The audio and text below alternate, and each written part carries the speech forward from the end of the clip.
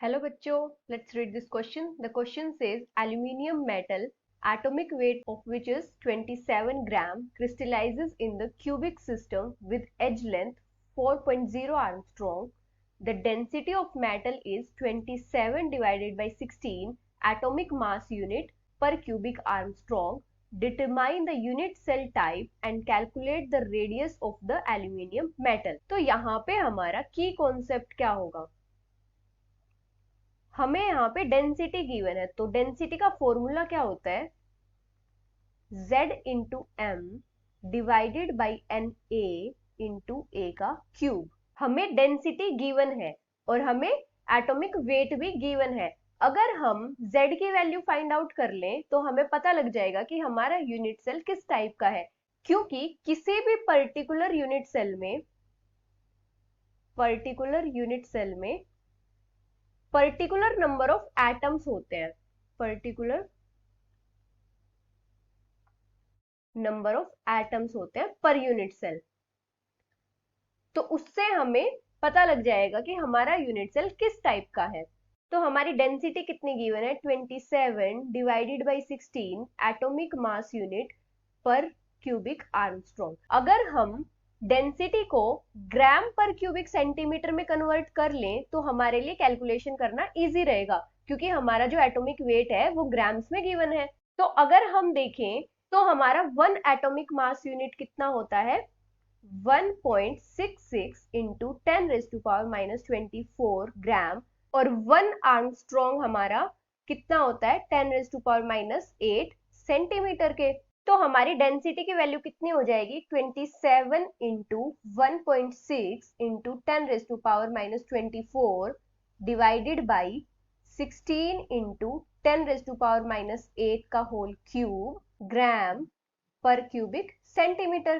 तो यहां से हमारी डेंसिटी कितनी आ जाएगी? 2.7 ग्राम पर क्यूबिक सेंटीमीटर। अभी हमारी डेंसिटी किसके इक्वल हो जाएगी? 2.7 ग्राम पर cubic centimetre equals to Z into M divided by N A into A का क्यूब।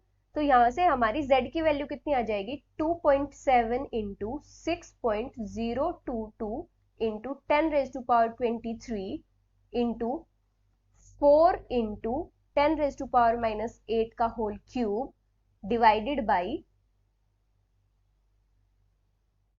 27। हमारी एज लेंथ गिवन थी हमें 4 आर्मस्ट्रॉन्ग, तो यहां से हम एज लेंथ को कन्वर्ट कर लेंगे सेंटीमीटर्स में। तो कितनी हो जाएगी? 4 इंटू 10⁻⁻8 सेंटीमीटर। तो यहां से हमारी Z की वैल्यू कितनी आ जाएगी? 4। और टोटल नंबर ऑफ एटम्स 4 हमारे कौन से टाइप के यूनिट सेल में होते हैं? FCC, face centred unit cell में, फेस सेंटर्ड में। तो ये हमारा कौन से टाइप का यूनिट सेल हो जाएगा? FCC। अभी FCC यूनिट सेल में क्या होता है? एटम्स प्रेजेंट होते हैं सारे के सारे कॉर्नर्स पे और सारे के सारे फेसेस पे। इस टाइप से ये सारे कॉर्नर्स पे प्रेजेंट होंगे और सारे फेसेस पे एटम्स प्रेजेंट होंगे। अभी हमें एज लेंथ गिवन है जो है हमारी 4.0 आर्मस्ट्रॉन्ग, तो हमें रेडियस फाइंड आउट करनी है एटम की कितनी होगी। अभी अगर हम देखते हैं, जैसे ये हमारी कोई भी एज लेंथ है ए, जो कॉर्नर वाले एटम्स होते हैं वो एक दूसरे को टच नहीं करते हैं, लेकिन जो फेस पे एटम प्रेजेंट होता है वो कॉर्नर वाले एटम को टच करता है। तो अगर हम पाइथागोरस थ्योरम से फेस डायगोनल फाइंड आउट करते हैं तो फेस डायगोनल कितना आएगा? a√2। तो इन दो एटम्स के बीच का डिस्टेंस हमारा कितना हो जाएगा?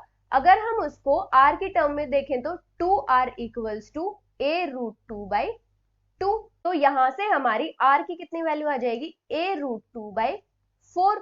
a की वैल्यू अगर हम पुट करें 4.0 इंटू √2 डिवाइडेड बाई 4, तो यहां से 4 से 4 कैंसिल हो जाएगा। तो r की वैल्यू हमारी कितनी आ जाएगी? √2 आर्मस्ट्रॉन्ग। ये हो जाएगी हमारी radius of atom. So this is the final answer. Hope you understood it well. Best of luck.